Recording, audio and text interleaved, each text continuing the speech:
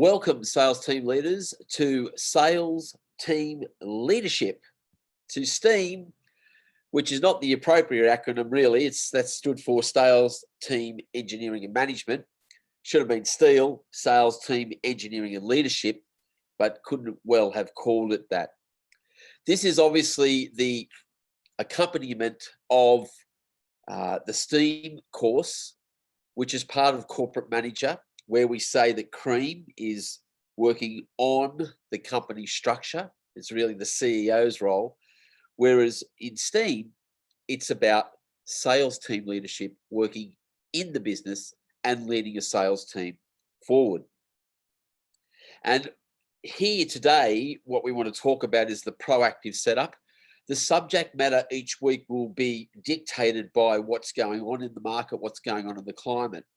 So typically, this being the end of the financial year in Australia, at least, and for both or any country that you're sitting in, the beginnings or just ahead of the new quarter, we should typically be looking in a proactive manner at the quarter ahead, and in some ways, the next half of the year. So sort of your halfway punctuation mark, where you're looking at what needs to be done going forward.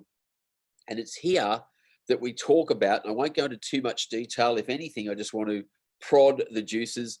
Please don't get anxious. Don't panic around some of the things that I'm about to share with you, in feeling that maybe I should have been paying attention to these things and I'm not. But in terms of meetings, and sometimes I understand that you can actually have too many meetings and not enough action. But I beg to differ in this context. I think that at this time of the year, and again, leading into a new quarter, we have to, if we haven't already, set the objectives ahead for that quarter, having hopefully set the objectives ahead for the year. This might well be, if you work in terms of financial years in Australia, this might be the beginning of your year, the way that you see it. And you need to understand fully what the objectives are for at least the next 12 months.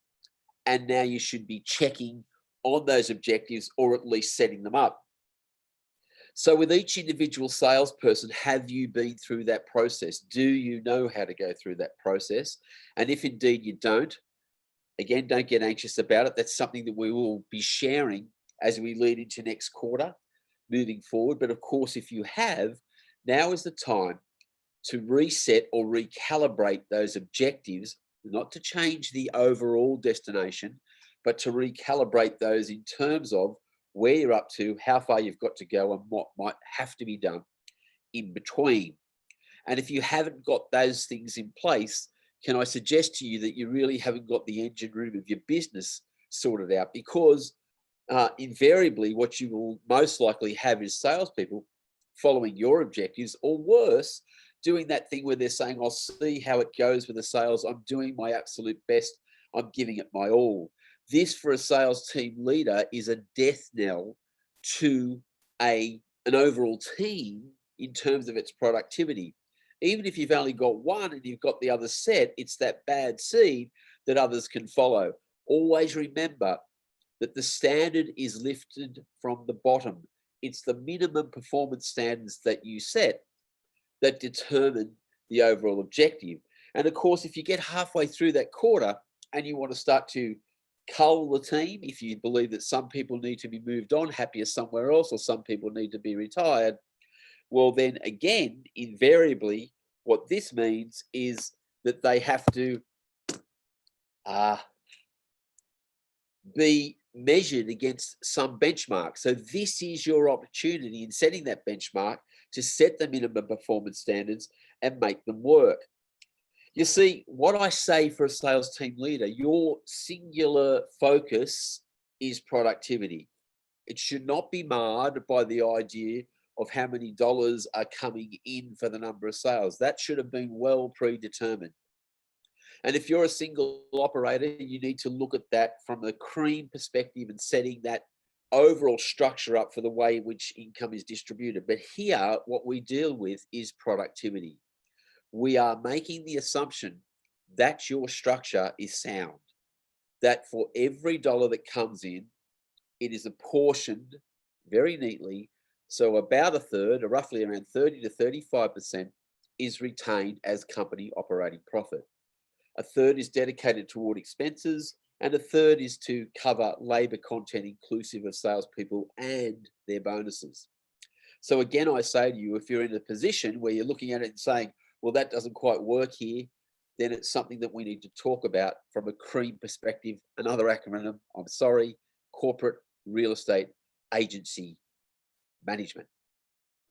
And we want to actually have that structure in place. So again, I say we've got that worked out, and what we are doing here as sales team leaders is focusing on productivity. What does that mean?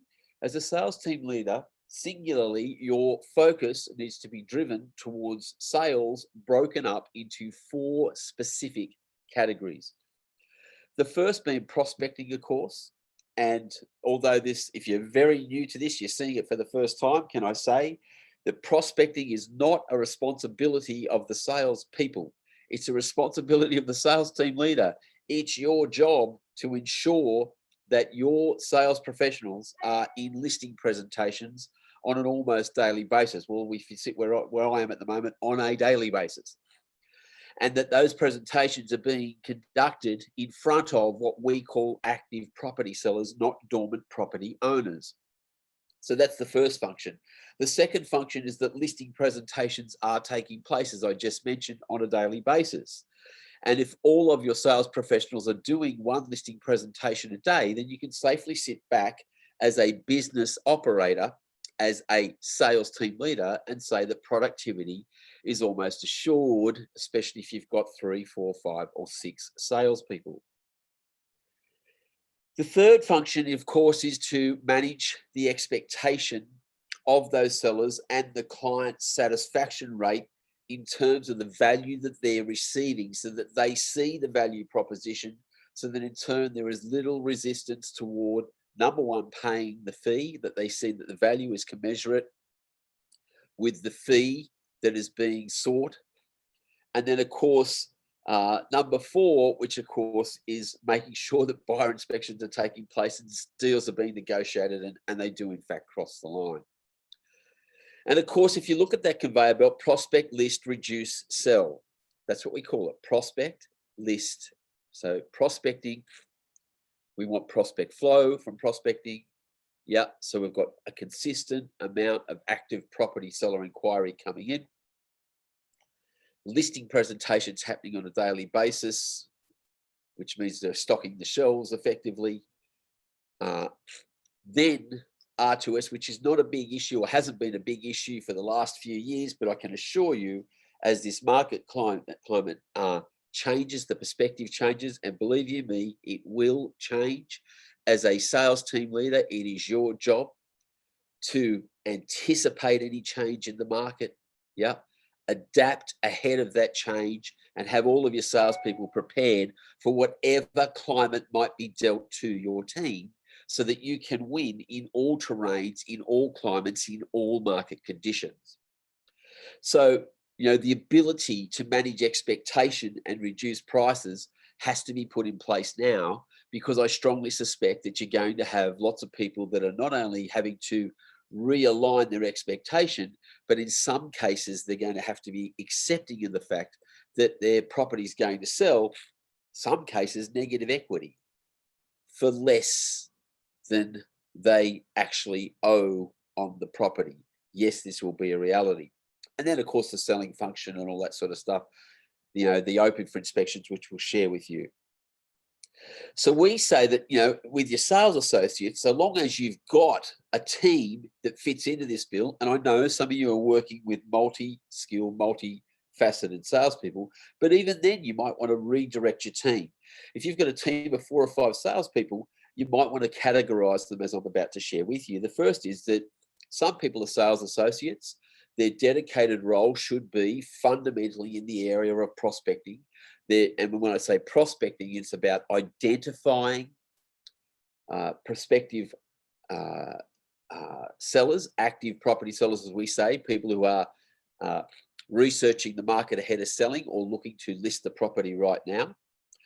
And they need to not only know how to identify them, they need to then know how to pre-sell to them. If it's not themselves they're selling, whether it be a sales professional that they're working with, how they go about that and how you control that as a sales team leader is something that we'll be sharing here, again, on an almost weekly basis. You can then have them monitored. So we actually find that these are mostly coming through property careers, whether they are partially experienced or totally inexperienced.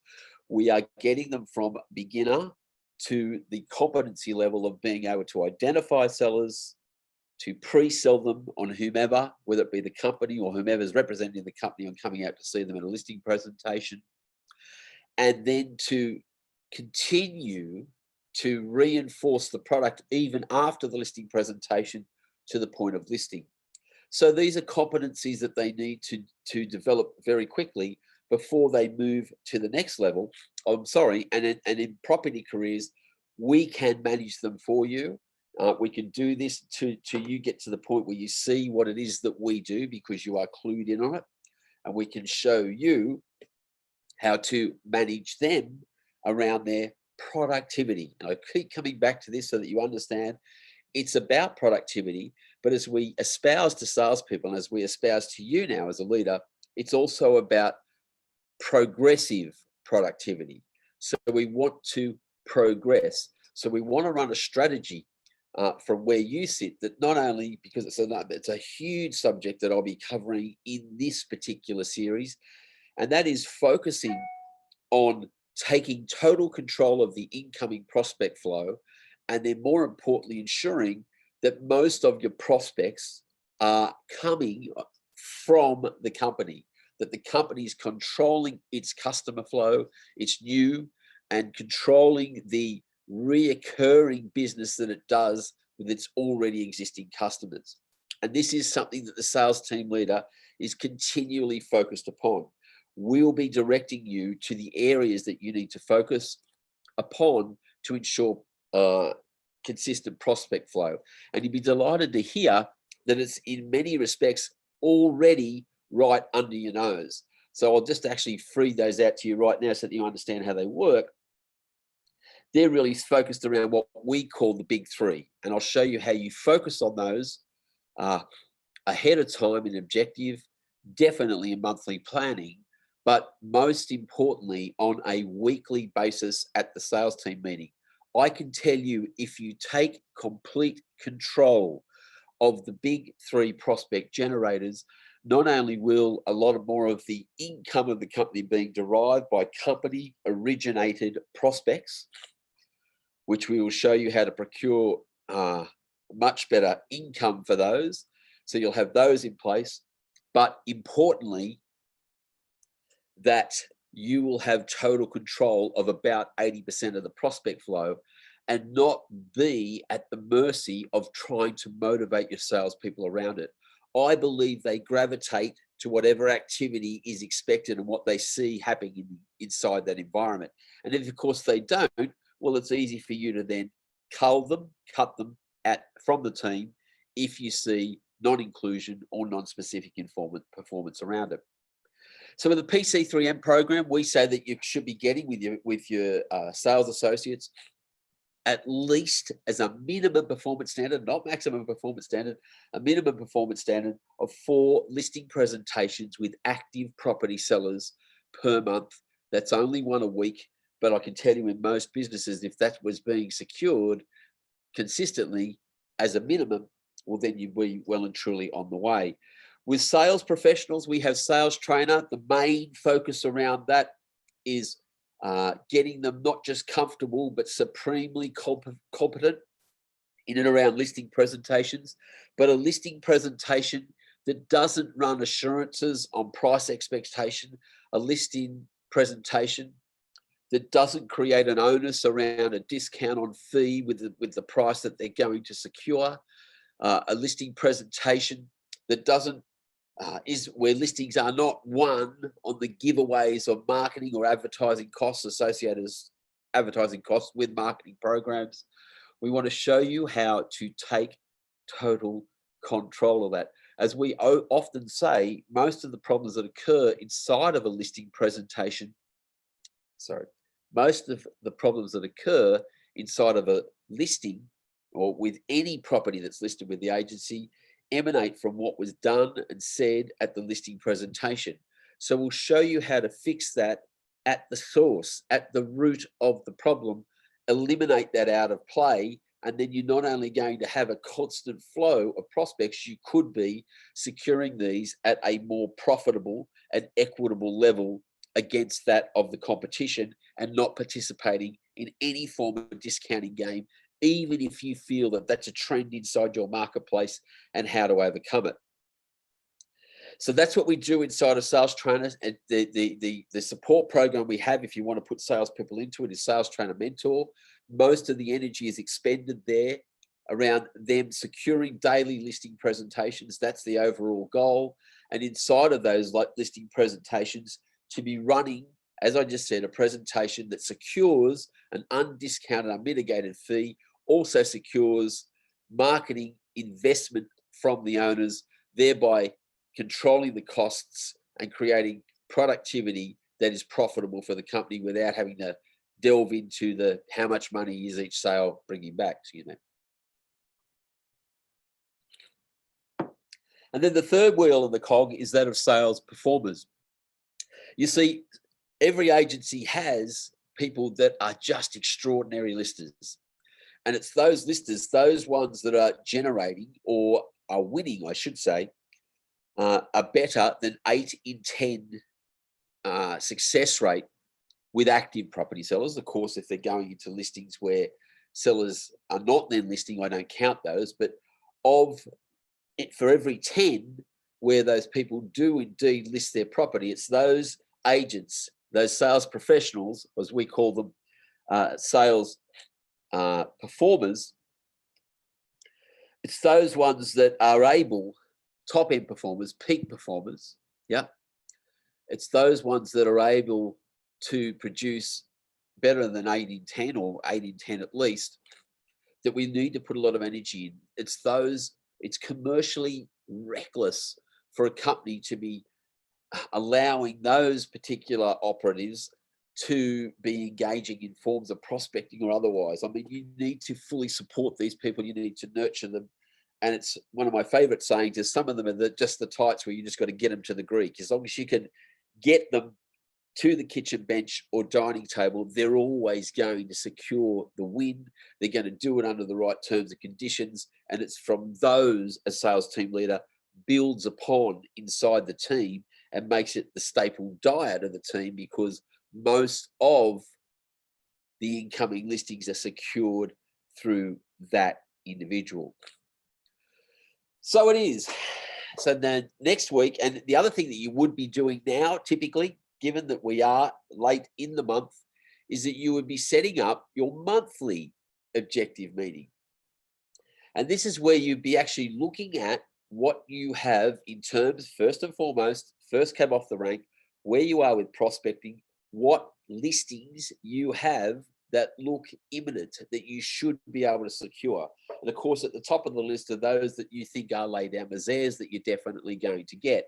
Now, I know that some sales team leaders shudder when they think of this. They go, well, there's not many at all that we can actually absolutely guarantee. Well, we aim to improve that over time, because there's lots of things that you as a sales team leader perhaps aren't controlling, not least of which is if you've got those that you've been told that are being secured, have you put in place a process where those particular active property sellers that are about to become your imminent clients, are they being reinforced? Are we presenting reinforcement of the product that we have offered them? For example, have you sent them SMS texts telling them of the sales that you are currently making in real time? Have you sent them an overall view, a market roundup that shows property sales that have occurred in the area and gives them a spin on the market, answers those two perpetual questions? Have you invited them to open for inspections, even if that particular active property seller was identified at an open for inspection? Have you still invited them to further open for inspection? Has evidence been tendered to them of specific buyers that we would indeed have for their property? Has there been strong communication that reinforces your overall product? One thing that we put out there is what we call the Property Sellers Research Guide. There's this and there's a whole lot of other things that need to happen, because you as a sales team leader, if you're wondering where I'm coming from, please write this down, need to be across the fact that prospecting does not end at identification. It does not end at securing the listing presentation. Prospecting ends at the point the agency agreement is signed. And we hope that that agency agreement is signed with your company, but I can assure you, you are lowering the probability by leaving it merely to verbal follow-up, to the sales professional ringing and calling them on the phone. So this is another thing that we want to pay attention to in this series as you build a prospecting system that reinforces itself all the way along. So much so that you can get to a point as a sales team leader where you will know what has been done and said at the listing presentation, what's been done to identify them, what information they've received to that point, and what information and what product reinforcement, what invitations, all that sort of stuff, and communication they've received even after that presentation, should you be asked to participate and join in. And if it's not, you can readily identify where the flaw might have occurred, where the deficiency might be in converting those over. So this is about monthly planning, where you get them down, you get that list in place, you then look at all the other possibilities, and then you can consider some things that you can do. Now, at the end of that, once you've got that inside the monthly planning, if you see that, for argument's sake, you can identify 25 listings, but your target is basically 50 for the team. I'm just picking numbers, don't panic, it's all horses for courses. But if your target is 50, you now know that you have to find another 25 from your system. Now, this is not, I get it, that each individual has a responsibility around helping to contribute to that, but the primary responsibility rests with you as the sales team leader to figure out how to generate those active property sellers for your team to be engaged in, for your team to be productive around. We then look at where we can forge the sales, we can premeditate, and there's a whole lot of things that we'll talk to you about inside of planning meetings. If you're making a note, all you need to understand that this needs to occur somewhere between the 20th and about the 25th or 6th, but inside of that week. So once you reach 2/3 of the month, you are now looking at next month. And this is where we start to show you, if you've largely been as a leader reactive, how to move into the space of being proactive, where you are always foreseeing where the hurdles are, where the challenges are, and you're setting actions in place ahead of those adversities, ahead of those blockages, and keeping the sales team moving forward. You know, there's lots of things that come into play, not least of which is if you're paying salespeople quarterly, well, this is a period as we get to end of the quarter where you've got to manage them, their spaces, particularly the ones that have done extraordinarily well, because they've got to reset and they've got to start back at the beginning again, and you've got to get them back onto that big wave that they were just on at the beginning. And of course, those that have done nothing for the last quarter, they might have in this last month given up early in the month, given that the quarter looks shot to pieces. Now we've got to reinvigorate them and get them moving ahead.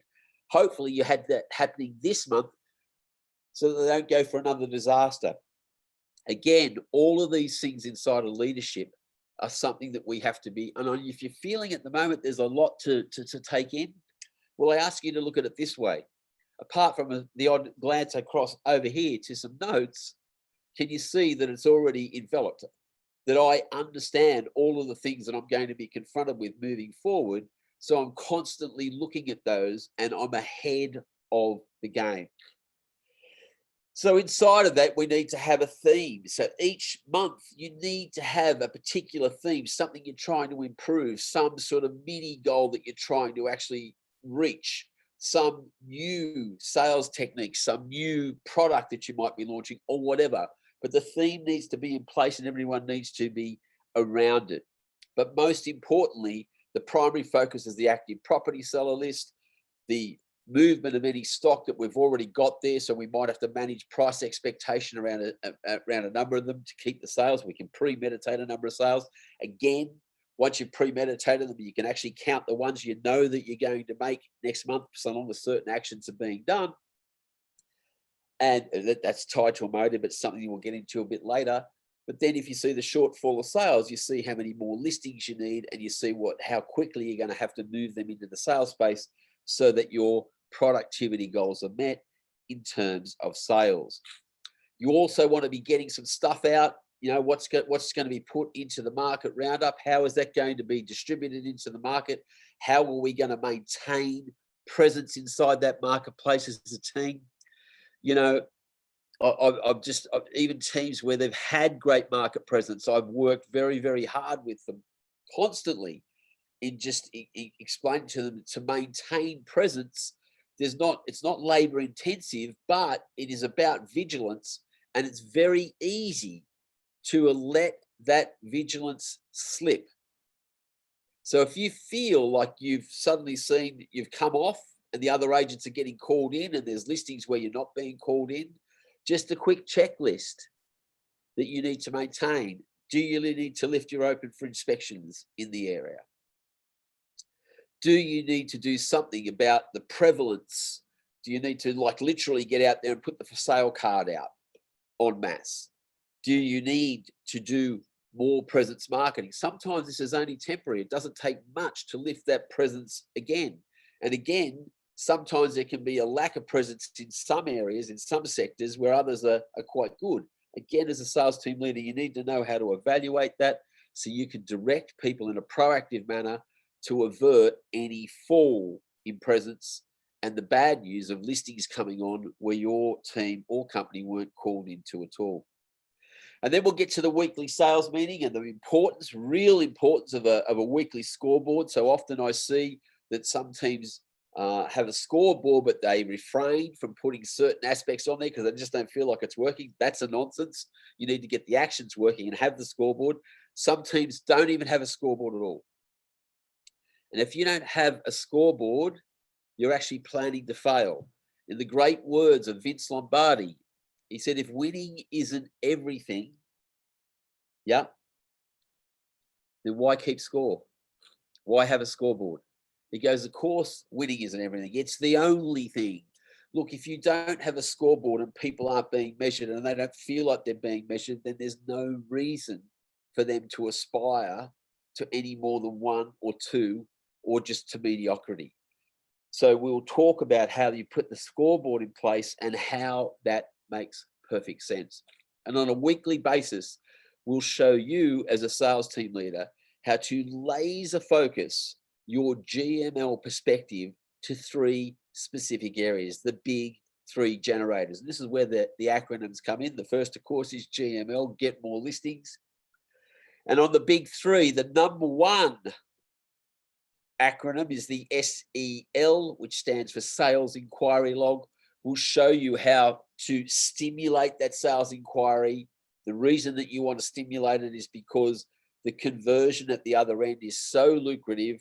It's worth stimulating the inquiry. If you can get all the buyers and prospective sellers inquiring to the agency, then we have a central location of data that salespeople need to be working heavily to harvest. We're going to show you how the importance of that and how the control of that can lead to the company not only being way more profitable than it is now, but actually having 4 genuine prospect flow that you never have to look back upon. So that's the SL. Then there's the WHVLP. I know that's a bit of a mouthful. It really just comes down to welcome homes, how to turn your open for inspections into a virtual listing presentation.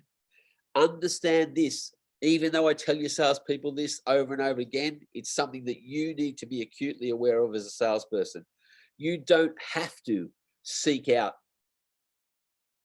subsequent listings if you've already got listings. You see, if you've got listings in that marketplace, be assured your next seller is already watching you. And if you utilize the mechanism of the open for inspection turn it into a welcome home, go one step further and morph it into a virtual listing presentation, you will have a constant flow of business coming your way. So we will show you the WHLVP, the Welcome Home, BLP, sorry, BLP, the Welcome Home Virtual Listing Presentation. And then finally, third, if not last, but significant as the other, all three are equally as important, is the regenerative prospecting process. How to leverage off listings into other listings, sometimes in traction, building market share to lift your market share, other times just to maintain that market share. We aim to show you at the sales team leadership level how to automate prospecting, automate the prospectus process with a great degree of permanency. So thanks for listening. Look, you can contact me here anytime, Mark with a K at corporatemanager.com.au. That's Mark at corporatemanager.com.au. Or my phone number is +61 410 592 165. And I look forward to speaking with you again, sales team leaders, at STEAMroom, where we show you how to control your productivity.